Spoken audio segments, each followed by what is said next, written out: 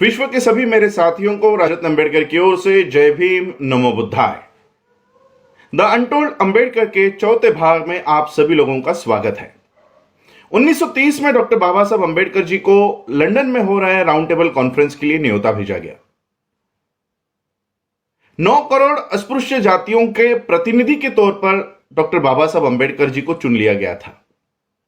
यह बात जैसे ही गांधी जी को पता चली, गांधी जी ने इस राउंड टेबल कॉन्फ्रेंस के ऊपर बहिष्कार डाल दिया। गांधी जी को न्योता होने के बावजूद गांधी जी उस राउंड टेबल कॉन्फ्रेंस के लिए नहीं गए। और जैसे ही बाबा साहब इस राउंड टेबल कॉन्फ्रेंस के लिए गए और गांधी जी की अनुपस्थिति वहां पर थी, तो बाबा साहब ने भारत के 9 करोड़ अस्पृश्य जातियों के लिए आक्रामक तरीके से अंग्रेजों के सामने सारी मांगे और हक और अधिकार वहां पर रखे। और बाबा साहब अंबेडकर जी के विद्वत्ता के ऊपर अंग्रेजों ने भी भारत के अनटचेबल्स को, अस्पृश्य जातियों को, अछूतों को सारे अधिकार देने की तैयारी उन्होंने रखी। ये बातें राउंड टेबल कॉन्फ्रेंस में हो रही सारी बातों को यहां भारत में टाइम्स ऑफ इंडिया ये न्यूज़पेपर छाप रहा था। टाइम्स ऑफ इंडिया के माध्यम से गांधी जी को पता चला कि भारत के अस्पृश्य जातियों को भी हक और अधिकार मिलने वाले हैं। और तब गांधी जी को अपनी गलती का एहसास हुआ कि पहले राउंड टेबल कॉन्फ्रेंस में अगर गांधी जी वहां पर होते तो शायद बाबा साहब को रोक सकते थे।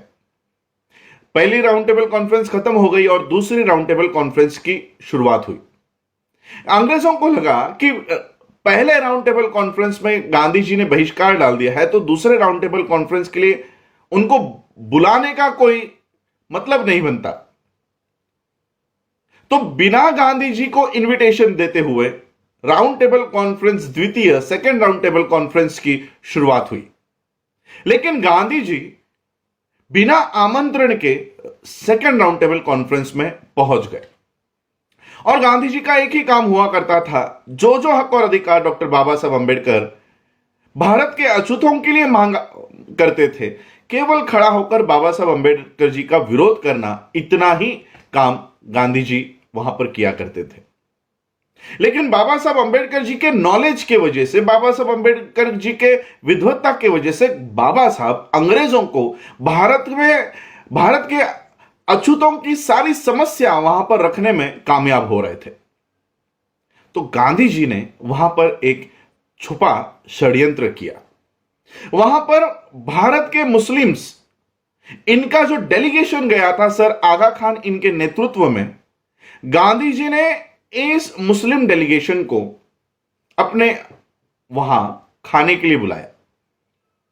गांधी जी ने इन मुस्लिम सारे नेताओं को खाना खिलाने के बाद 14 मुद्दे एक कागज पे लिखे और नीचे दस्तखत करके इन मुस्लिम नेताओं को दिया और उनको कहा कि आपके सारी मांगों का मैं समर्थन करता हूं, आपके सभी हक और अधिकार को मेरा समर्थन है। एक तरफ गांधी जी सारे हक और अधिकार मुसलमानों को देने के लिए तैयार थे और दूसरी तरफ अछूतों के हक और अधिकार के खिलाफ थे। मुस्लिम डेलीगेशन ने वो कागज लिया, सारी मांगे उन्होंने पढ़ी और गांधी जी का समर्थन है ये देखते हुए भी मुस्लिम डेलीगेशन ने गांधी जी को सवाल किया कि गांधी जी, इसके बदले में आपको क्या चाहिए? हम क्या कर सकते हैं इसके बदले में आपके लिए?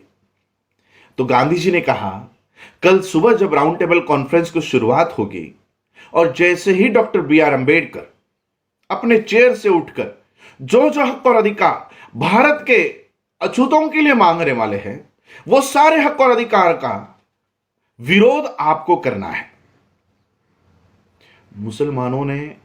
मुस्लिम डेलीगेशन ने गांधी जी की इस मांग को लेकर कहा कि गांधी जी, भारत के अछूतों के खिलाफ और भारत के अछूतों के हक और अधिकार में से अगर आप हमको कुछ देना चाहते हो तो यह हम कतई स्वीकार नहीं करेंगे। यह मुस्लिम डेलीगेशन गांधी जी के यहां से बाहर निकला और सीधा बाबा साहब जहां पर रुके थे वहां पर गए और ये मुस्लिम डेलीगेशन ने वो जो पर्चा गांधी जी ने दिया था जिस पे गांधी जी की दस्तखत थी, वो पर्चा, वो कागज बाबा साहब को दिया और बाबा साहब से कहा कि हम आपके हक और अधिकार के खिलाफ नहीं है। दूसरे दिन ये मुस्लिम डेलीगेशन गांधी जी के पक्ष में खड़े होने के बजाय ये बाबा साहब अंबेडकर जी के पक्ष में खड़े हुए और परिणाम यह हुआ कि सेकेंड राउंड टेबल कॉन्फ्रेंस में कॉम्युनल अवार्ड, यानी ऐसे हक और अधिकार जो आज भी इस देश के अछूतों को नहीं मिले हैं, वो सारे हक और अधिकार 1932 में राउंड टेबल कॉन्फ्रेंस में बाबा साहब अंबेडकर जी ने भारत के अछूतों के लिए प्राप्त किए। उस कॉम्युनल अवार्ड का आगे जाकर क्या हुआ, बाबा साहब अंबेडकर जी को क्यों पुणे पैक्ट पे साइन करनी पड़ी, बाबा साहब ने क्यों कहा कि मुझे गोली मार दो लेकिन मैं अपना कॉम्युनल अवार्ड नहीं दूंगा, यह आगे चलकर क्या हुआ, ये द अनटोल्ड अंबेडकर के 5वें भाग में मैं आपको बताऊंगा। जय भीम, नमो बुद्धाय।